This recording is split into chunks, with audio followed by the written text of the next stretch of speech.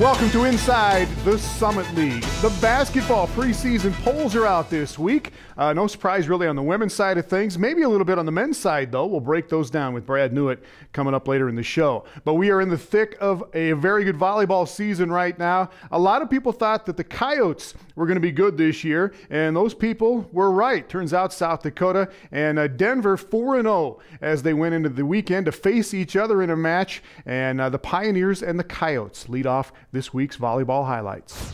At the Den, in the Dome, in Vermillion, Coyotes got out quick in this one. They won the first set 25-21. Kendall Crittenbrink had 9 kills in that first set alone. And then Crittenbrink from the back row to start out the second set. Coyotes led the entire way. But Colleen King for Denver had 11 kills and 20 assists. King, again here, keeps it close, but Sydney Dimke on the feed from Tori Kroll, and USD takes the second set 25-22. Even closer in the third, King again with a block. Denver was down 20-11, came back to get within a point at 25-24, but Crittenbrink had 20 kills. Audrey Rieg with the winner for USD, and the Coyotes will win it in 3 to move to 5-0 in Summit League play so far this season. Also on Friday night, South Dakota State on the road at Western Illinois. Good dig there by Molly Murphy. She had a great match, and the point by Heather Smith. Western up 10-4 in the first set. Sarah Fetter, the Western Illinois setter, with a tip kill there. She had 44 assists as well for Western Illinois. And the Leathernecks were rolling in this one. Tiara Gibson with the kill for the Jacks, but Western wins the first set 25-16. Second set, Gibson, again, one of those true freshmen for the Jackrabbits. She led South Dakota State with 10 kills, but Molly Murphy had 25 digs for the home team. Ann Miller, 19 kills for Western Illinois, and Western takes out South Dakota State in 3 sets. Move to Saturday night in Indianapolis. IUPUI, the defending regular season champs, taking on Fort Wayne, the defending tournament champions. Emily Spencer there for Fort Wayne. Caitlin Hickey for IUPUI. A lot of the good hitters in the league in this one. Jags get a block from Courtney Wright right there. And IUPUI takes the first set 25-20. In the second, a serve for Beth Howard, and ties up the set at 10-10. Another block for Courtney Wright for IUPUI. And then Mariah Fair, another big hitter. She had 14 kills, and the Jags take the second set 25-20. Emily Spencer with a kill there for Fort Wayne, but IUPUI beats the Dons in straight sets in that one. And on Sunday, back to Western Illinois, taking on North Dakota State in this one. Heather Smith, for Western Illinois. And then Jackie Lee for North Dakota State with the kill. And set one tied 16-16. Pass, set, bang, that's how you do it. Jordan Jackson, one of her 9 kills for Western Illinois. And then a quick in the middle to Melanie Miller. Western wins the first set 25-20 on their way to a sweep in this one. Second set from down low, Heather Smith getting up again for Western Illinois. And then Jenny Fassbender, good match for her for North Dakota State. She led the Bison with 14 kills, but Samantha Fournier had a dozen kills for Western Illinois, and the Leathernecks win 25-20, 25-15, 25-20 for their second win of the weekend. The girls had a mission to make a statement this weekend. I don't know that we've ever swept 2 teams in a weekend, and I don't know that we've ever beat both Dakotas in a weekend either. So they wanted to make a statement. They wanted to come out and do that, and it was great. You know, we've had kind of a long weekend, kind of drawn out, so we were a little nervous about how we were going to come in and play today, but I feel like they fought through some adversity and really just, you know, finished strong and finished well. And the only 2 matches you did not see there were in Omaha. Omaha beat NDSU on Friday night 3-0. South Dakota State got its first league win of the season at Omaha on Sunday. The Jacks won that one 3-1. So the standings look like this. The Coyotes on top at 5-0 after the win over Denver. IUPUI, the defending regular season champs, at 3-2. Coming up this weekend, USD and Denver both at home. They will take on Western Illinois and Omaha. We will check the week that was in women's soccer when we come back, including a goal outburst for the Denver Pioneers.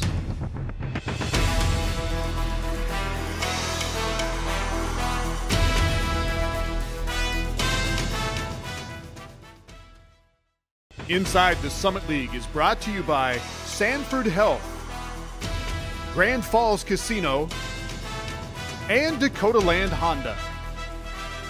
Welcome back. South Dakota State won the regular season in women's soccer 2 years ago. The Jacks dropped down to 5th last year, but so far this season, South Dakota State is back on top. The Jackrabbits remain unbeaten through the first 4 games after 2 shutout wins over the weekend. All right, start with the Jackrabbits and the win and the sun at home in Brookings against the University of South Dakota. And Alyssa Brazel pumping it on goal for the Jacks. Mackenzie Victor, though, keeping it out of the net for the Coyotes, and they clear that one away. Just 10 shots on the goal in the entire match for both squads. Jacks had 6 of those. No score in the first 45 minutes. Finished this one under the lights. The Jacks get a goal early in the second half. Brazel gets the goal, unassisted officially, and the Jacks lead at 1-0. Nicole Inskeep would make it stand up. She gets the shutout in net, and the Jackrabbits win 1-0 to move to 3-0 in Summit League play. In Fargo on Friday, North Dakota State hosting Omaha, and this match tied 1-1 in overtime. Lauren Miller with her second goal of the match, 6th of the season for her. This one is her second game winner of the year, and the Bison beat the Mavs 2-1 in that one. NDSU back at it on Sunday afternoon against the University of South Dakota. Anisha Kinnerath with the drive there, but Mackenzie Victor with the save. Bison working again, lurking on the back post is Amy Yang, but he save made there again. NDSU keeps coming though. Victor keeps making saves for South Dakota. Shot again by Kinnerath, but no. Scoreless in overtime for 3.5 minutes, and Lauren Miller does it again. Second straight match with the winner in overtime. She is the league offensive player of the week for the second time this season, and the Bison get 2 wins on the weekend. You know, it's a huge goal. It's a season-saving goal. We talked about needing 2 wins this weekend to keep our hopes of the Final Four alive, and you know, it's a huge goal for us. And, you know, 2 big goals this weekend by Lauren Miller, game-winning goals in overtime, and great result and great effort by the team. We dominated the game in every aspect today, and I thought it was a great effort by our team. Meanwhile, in Denver on Sunday afternoon, IUPUI in town to take on the formidable Pioneers. Tough task for IUPUI keeper Giselle Guzman, and this one makes the save there, but Denver outshot IUPUI 30-5 in this match. Kristen Hamilton to Anna Wills. That's just good soccer. 1-0. Denver on top, and they would score many more in this one. Shelby Wesley will get it to Francisca Garzaloni. That's heady. 3-0 Denver at halftime. And then watch Kristen Hamilton do her thing in the second half. Spin, keep it in control, shoot, and score. Hamilton had 3 goals and an assist in the match. She's already their all-time leading scorer. Hamilton again, great move there. 7 points in the match for Hamilton. She made it 5-0 there. Denver has 12 goals in its first 3 Summit League matches. The Pioneers tack on another one here and win it 6-0 over IUPUI, and Denver goes to 3-0 in Summit League play. And there is one team still that is better than that. South Dakota State goes to 4-0 with this win over Omaha. The Jacks have scored 4 goals in 4 games, and they are 4-0. Darcy Miller with the goal here. Here's second of the season for the Jacks. 1-0 SDSU just 11 minutes into the match, and that 1 goal was enough. Nicole Inskeep, a relatively easy save for her here. Omaha had just 2 shots in the entire match. Mavs had their best chance here, but Inskeep is there, and the Jacks win again 1-0. And the one match you didn't see there was Denver with another win over Western Illinois, 3-0 in that one. Again, 12 goals in the first 3 matches of the season for Denver. But South Dakota State on top at 4-0. North Dakota State in there at 3-1 right now in 3rd place. NDSU plays at South Dakota State on Saturday. Denver will be on the road at Omaha on Friday and at South Dakota on Sunday. We will break down some basketball next. The preseason polls are out. The Bison and the Jackrabbits at the top. Some brilliant analysis when we come back.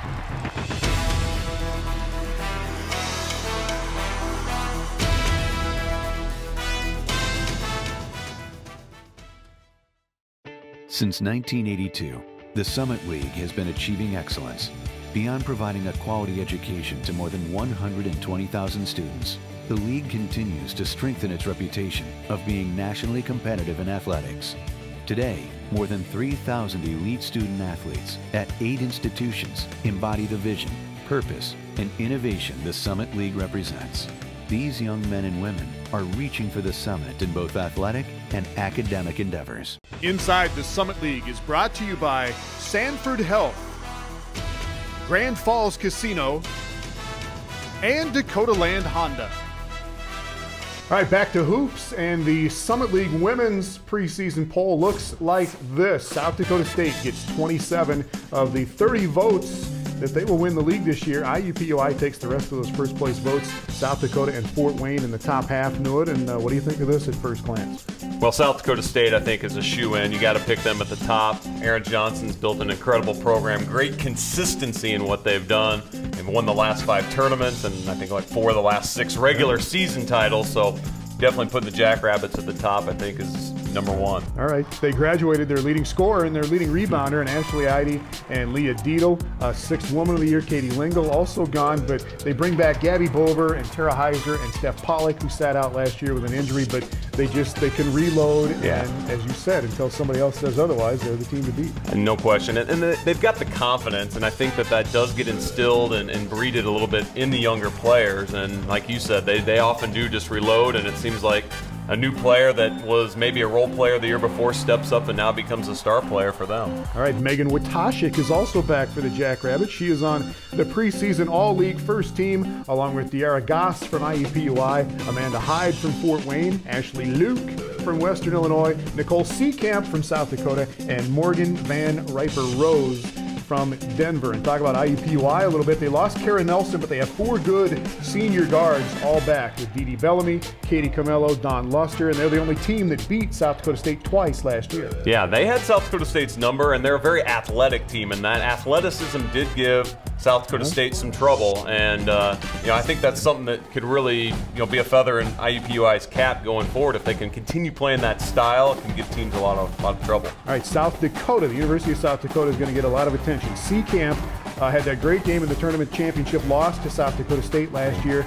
She comes back. Coyotes are going to be good inside with some Polly Harrington size, Margaret McLeod, Lisa Loeffler. They've got good size all over the court with Heidi Hoff and Kelly Stewart, who's going to be back from an injury, and South Dakota is going to be very good. They're a team that I think can really make a move. They gained a lot of confidence in that Summit League tournament last year, Tom. And as you mentioned, injuries were something that really hurt the Lady Coyotes, and they're back healthy. They're a team I think that could look to maybe push and challenge for that top spot. All right, Fort Wayne has the preseason player of the year in Amanda Hyde. She was the player of the year last year in the league as a junior when she averaged almost 19 points a game. They also have the Mock twins, Rachel and Stephanie, back, as well as point guard Haley Seibert, who had 33 points in that 106-101 double overtime win over Western Illinois in the tournament last year. So a lot back for Fort Wayne as well. Yeah, great nucleus of players, and you mentioned Hyde as the kind of the leader of that group, and Hyde just a very versatile player that's a tough matchup for every team in the league. And if she's scoring and dishing out assists, she's really a go-getter for that squad. All right,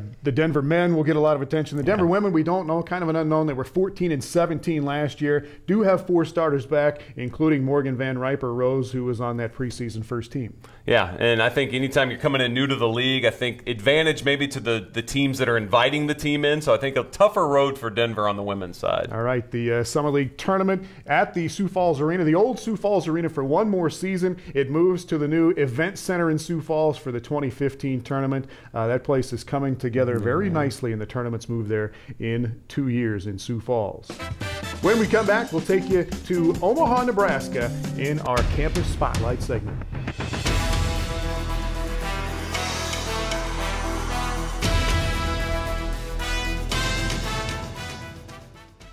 Well, getting through just 4 years of college is enough for most people, but some like to take it a bit further than that. And here's a look at the grad school possibilities at the University of Nebraska, Omaha in this week's Campus Spotlight.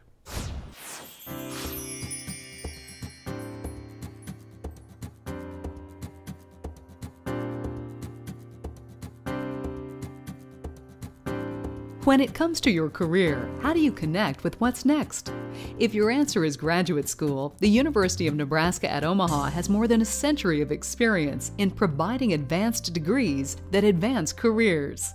We have first-rate programs, dedicated faculty members, and a really good student body already.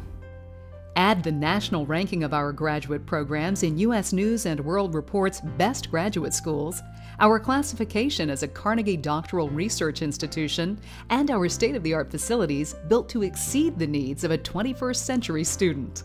Look at the facilities that we have. Look at the places to study and ask the question, can you find that somewhere else? And I don't think that you can.